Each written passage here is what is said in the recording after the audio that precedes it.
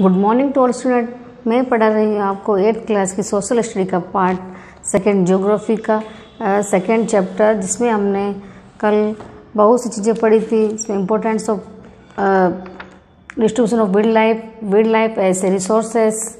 इसी के साथ में आज हम पढ़ेंगे इम्पोर्टेंस ऑफ वाइल्ड लाइफ, यानी कि वन्य जीवों की क्या महत्ता है, क्या उनकी इम्पोर्टेंस है। An important role played by wildlife is in the ecological and biological process which are important for life। यानी कि जो वाइल्ड लाइफ जो है, यानी कि वन्य जीवों का एक बहुत बड़ा योगदान होता है पारिस्थितिक तंत्र और जैविक तंत्र की प्रक्रिया के अंदर, और आर इम्पोर्टेंट फॉर लाइफ, और उनके जीवन के लिए भी बहुत ही महत्वपूर्ण होता है। In the biosphere plants, animals and micro organism interact with one another. जैसे कि आपको पता है, बायोस्फीयर के अंदर, जीवमंडल के अंदर पेड़ पौधे, जानवर, छोटे से छोटा सूक्ष्म जीव आपस में इंटरेक्ट होते हैं, यानी एक दूसरे के प्रति वह संबंधित होते हैं या साझा होते हैं।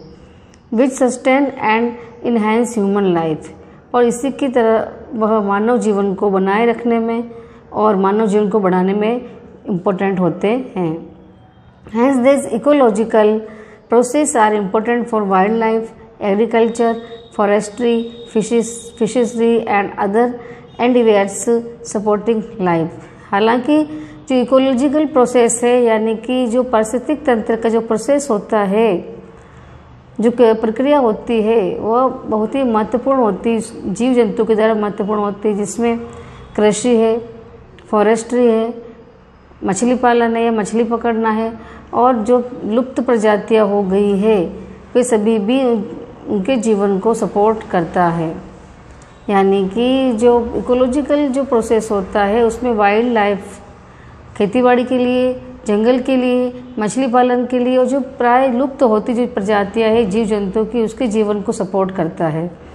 There are several biological process where wild life play important role such as pollination, seed disposal, germination, soil generation, pest control, habitat maintenance। इसके अलावा वे विभिन्न प्रकार के जो बायोलॉजिकल प्रोसेस होते हैं, यानी कि जैविक जो प्रक्रिया होती है, वे उसमें वाइल्ड लाइफ का बहुत ही बड़ा, यानी कि जो जीव जंतु होते हैं, वन्य जीवों का बहुत ही बड़ा योगदान होता है। जैसे कि परागकण, यानी कि परागकण में से होता है बीजों का इधर उधर ले जाना। जैसे कि एक फ्लावर होता है, फूल के ऊपर जिसके परागकण होते हैं, परागकण यानी उसके परागकण के अंदर जब उसके ऊपर भंवरा तितलियां बैठती है, तो वो अपने पंखों या पैरों के द्वारा उसके जो परागकण होते हैं वो दूसरे पेड़ों या फूलों पे छोड़ देते हैं, जिससे कि परागण कहते हैं, और परागकण से उसमें नए पौधे का संचरण होता है।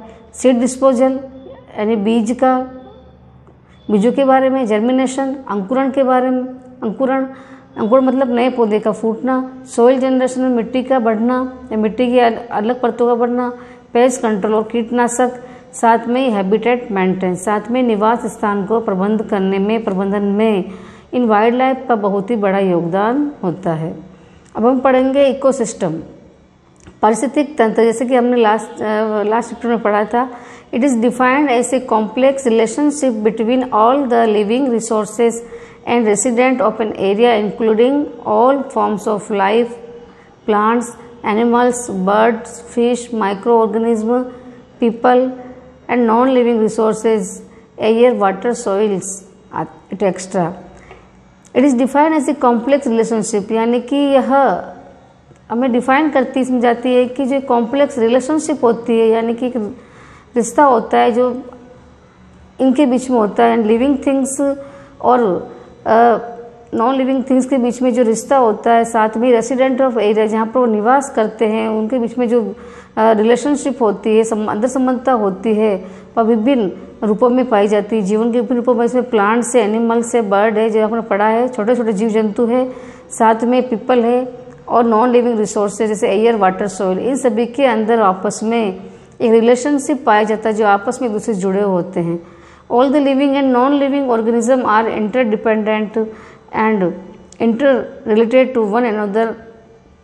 इसी के साथ में जितने भी लिविंग थिंग्स या सजीव है और नॉन लिविंग थिंग निर्जीव है, जो तत्व है वह सभी आपस में इंटरडिपेंड होते हैं, अंतर्निर्भर होते हैं। इसके अलावा अंतर संबंधित भी होते हैं।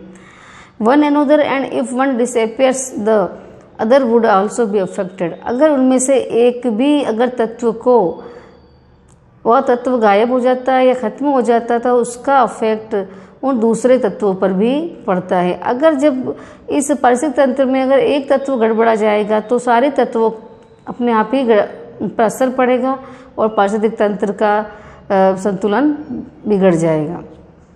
अब ये आपके कंजर्वेशन ऑफ वाइल्ड लाइफ यानी कि वन्य जीवों की सुरक्षा या संरक्षण।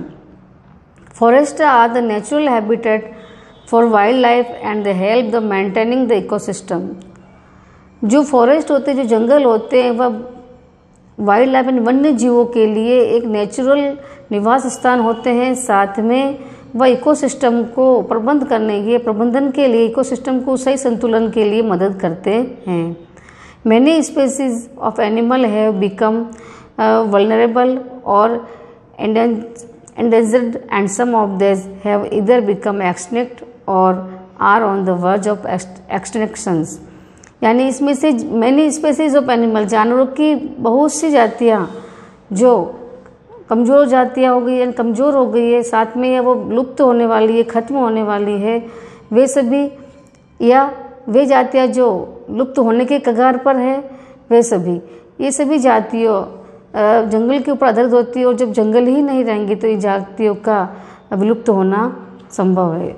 Various human activities and natural factor accelerated the process of extinctions. इसी के साथ में वेरियस ह्यूमन एक्टिविटी, विभिन्न अनेक प्रकार की जो मानव की क्रियाकलाप है और कुछ नेचुरल जो फैक्टर होते हैं यानी कि प्राकृतिक तत्व होते हैं, वह भी इन प्रजातियों की जो प्रक्रिया है लुप्त होने की, यानी जानवरों की जो लुप्त होने की प्रक्रिया है उसको और तेज़ी से बढ़ा रहे हैं। यानी कि मानव और जो नेचुरल फैक्टर है वो भी इसके लिए रिस्पॉन्सिबल है। अब हम पढ़ेंगे factors responsible for loss of wild life, यानी कि वह तत्व जो जिम्मेदार है वन्य जीवों को नुकसान पहुंचाने के लिए, ख़त्म करने के लिए। Some of the natural and human factor responsible for loss of wild life are.